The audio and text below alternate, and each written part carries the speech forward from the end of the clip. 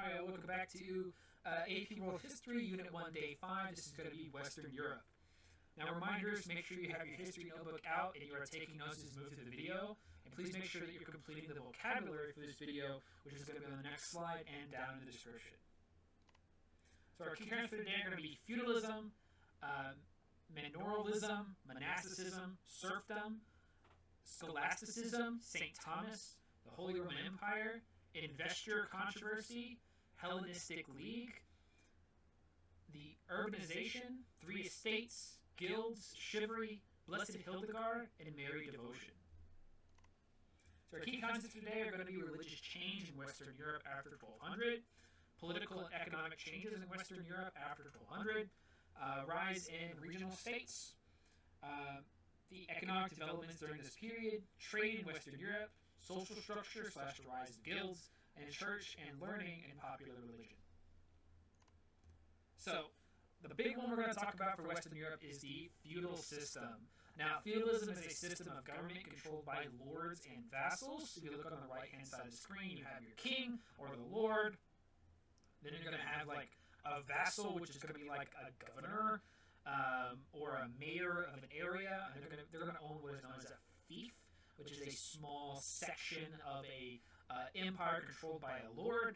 They're going to protect.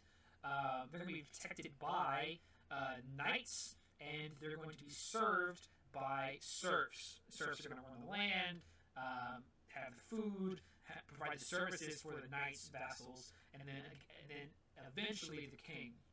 Now, feudalism, the main driving force for feudalism is serfdom.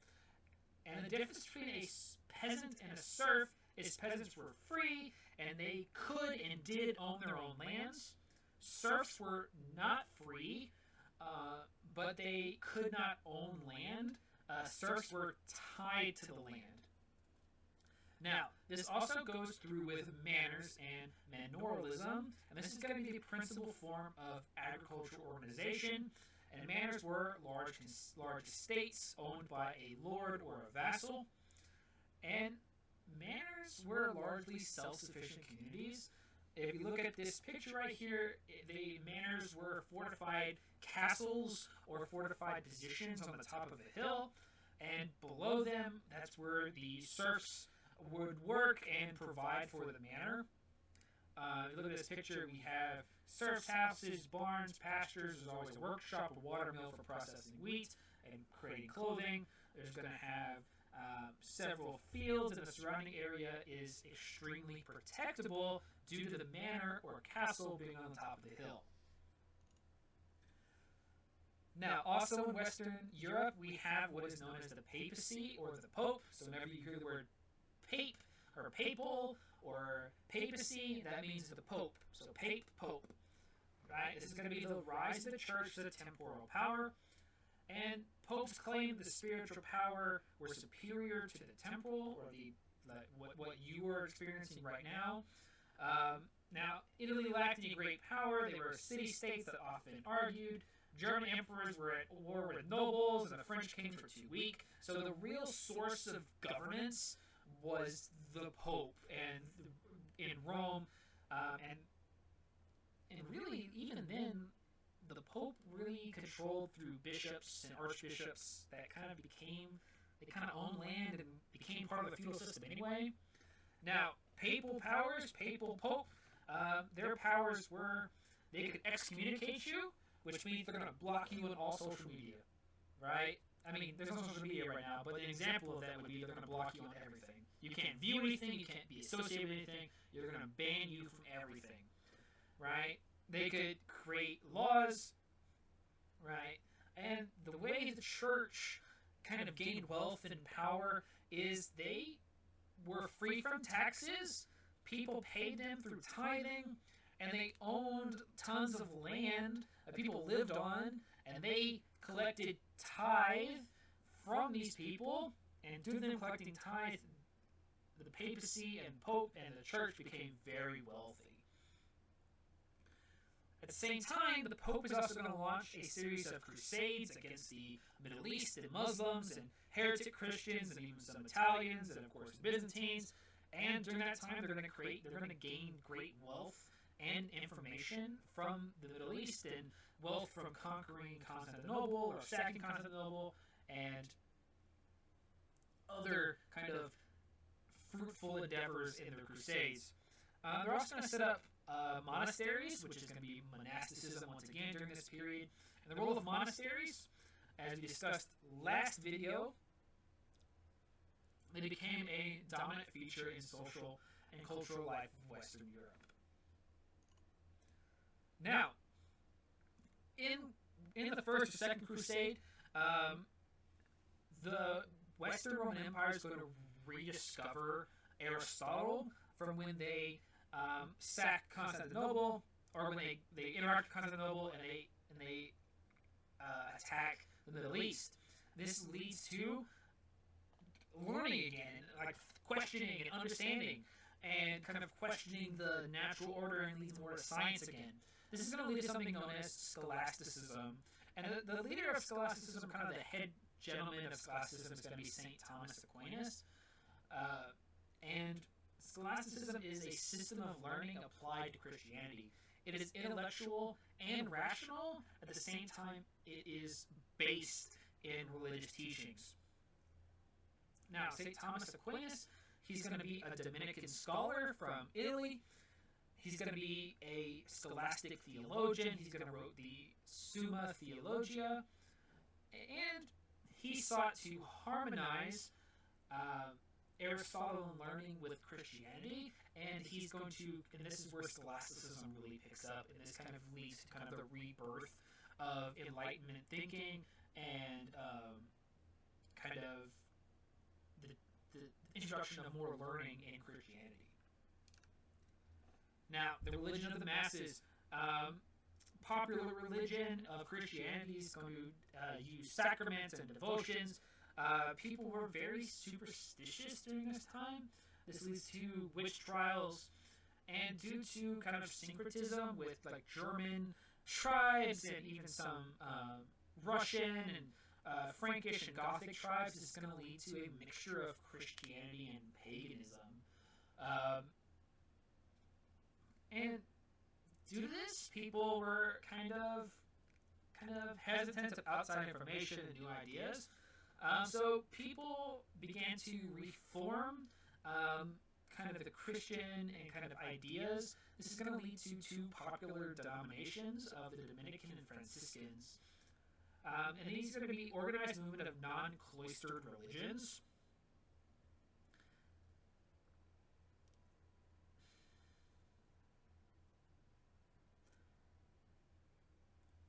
The Dominicans were far more popular and became more of the church's police force, or what is known as an inquisition, meaning that if it wasn't pure Christianity or didn't follow the Christian ideologies, you were probably going to be either excommunicated, executed, or cast out from your society. The two most famous inquisitors are going to be Huss and Wycliffe. Now, the rise of regional states pre-1200. Now, a regional state's going to be like a government in a region. So we have the Holy Roman Empire, which are made up of small states in Western Europe, and they're going to elected the emperor, or really the church is going to elect the emperor, and they're going to create the Holy Roman Empire. The Holy Roman Empire is decentralized, and they kind of have a love-hate relationship with the Catholic Church due to the Investiture Controversy, which we'll get to in class. Now, France, we have the Capetans, which in the next 3 centuries, up to the 1500s, the Capetan kings are going to gain power and wealth gradually. In England during this time, this is known as Norman England. This is going to be Duke William of Normandy. He'll invade England. He's also known as William the Conqueror. Italy, we have the church's influence in Italy. The popes ruled a good-sized territory in central Italy, basically Rome and its surrounding areas. The Italian states became a series of prosperous city-states around the 1200. Iberia, which is Spain. Remember, Iberia is Spain, Spain, Iberia. They're going to be largely Christian with a few Muslim states. But after the Reconquista, they're going to be predominantly Christian. Now, we also have the revival of towns and trade due to increased urbanization from contacts and trades from outside both the East and West Roman Empire. Of course, peasants, serfs, tradesmen are going to flock to cities and towns for protection, as well as opportunity. Towns allowed serfs to acquire freedom if they stayed 1 year and 1 day. There's also going to see an increase in textile production, especially in northern Italy, and the Flanders became the kind of center of wool textiles. Now, the Mediterranean trade, we have a series of trading city-states, the biggest being Florence, with a wealth-based sea power and luxury trade. They're going to trade heavily in the Mediterranean. Then we have the Hanseatic League, controlled by the Hansa, which are an association of German trading cities who controlled the trade in North Europe and the Baltic Sea. Now, we also have economic changes. We're going to have, due to increased farming techniques and using crop rotation and the new fertilizer from trade contacts with the Middle East and even China and India. We have new technology. They're going to start using the water mills and heavy plows. The use of horseshoes and horse collars increase land cultivation. The three-plot crop rotation, which is going to allow for land not to get worn out or destroyed or from over-farming. We're also going to have new food. After 1000, we're going to have more meat, dairy products, fish, vegetables. We're also going to see, since we got more food, it means more population growth. Between 800 CE and 1300 CE, we're going to go from 29 million people in Western Europe to 79 million people, which is you're going to need more food, you're going to need more land, you're going to need more structure. Also, trade and urban centers begin to develop really in about 1000 due to all this new technology and new trade and more people. Now, the social structure of Western Europe is pretty separated into 3 states. We're going to have those who pray, which are going to be the clergy and the spiritual state. Those who fight, those are going to be your feudal lords, your military, your knights. And those who work, which are going to be peasants and serfs. And those people are going to live in towns or burgs, and they grow to become kind of this middle class. We also have the establishment of guilds, who are going to establish standards of quality for manufactured goods. They're going to determine prices and regulated entry of new workers, make sure that there was always demand for high-skilled workers instead of everyone being able to work every job. We also have a rise of chivalry, which is a code of ethics and behavior for feudal nobles, especially knights. Right. And we're also going to see the rise of estates general, parliaments, and assemblies, which is going to change government and kind of weaken the power of the church. Right. The role of women during this time, feminine roles became more predominant. Of course, we have the Virgin Mary, her veneration and ideals. We have the public role of women, which is very limited as it was a man's world or male's world. Women could own property in their own right.